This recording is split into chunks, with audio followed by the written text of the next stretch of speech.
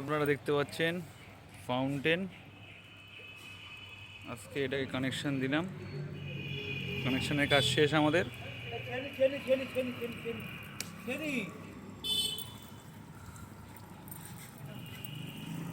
কানেকশনের কাজ আমাদের শেষ, জল ভরা শুরু হয়েছে।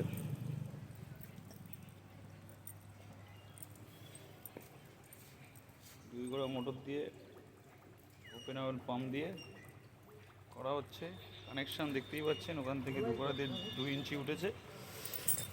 2 ইঞ্চি ওঠার পর তারপরে সব আমরা কানেকশন দিয়ে দিয়েছি।